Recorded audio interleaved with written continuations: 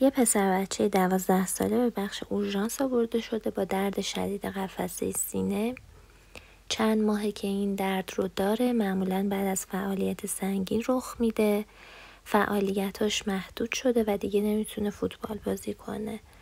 تنباکو و مواد مخدر اینا هم استفاده نکرده. دما 36.7، فشار 13، نبض 132، رسپیراتوری ریت 24 و اکسیژنش هم 98% بوده. BMI 17 هستش. تو معاینه فیزیکی بچه خیلی مضطربه، نبض سریع ولی منظم داره، ولی خب دیگه ابنورمالیتی دیگه ای نداشته. تروپ بالا، EKG هم استیلیویشن توی 2 و 3 و AVF داشته. آزمایش که میگیرم میبینم متیونینش بالاست. حالا سوال خواسته که کدوم یکی از اسیدامینهای زیر احتمالاً بیشتر برای این بچه ضروریه. خب وقتی که توی یک آدم جوان، یه بچه، حوادث قلبی عروقی یا ترومبوز رو میبینیم، چون انتظار نداریم تو سن پایین دیگه، خب بعد ذهن بره به سمت هوموسیستئینوری و هوموسیستئینمیا، همون چرخه متیونین. حالا اینجا اینجوریه که الان باید ببینیم که کدوم آنزیم مختل شده و اصلا چرا این اتفاق افتاده.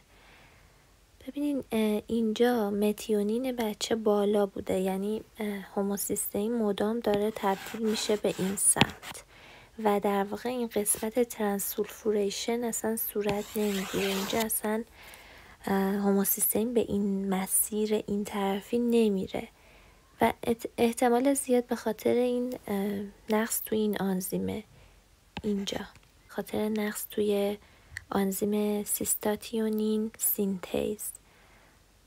و خب در نهایت سیستئین تولید نمیشه. سیستئین یک آمینو اسید غیر ضروریه و اینجوریه که بدن همیشه خودش میسازه، از همین چرخه میتونه خودش سیستئین رو بسازه و لازم نیست از طریق رژیم غذایی حتما استفاده بشه. ولی تو این مریض چون به این سمت نمیره، بنابراین سیستئین ضروریه. گفته کدوم یکی اسنشاله؟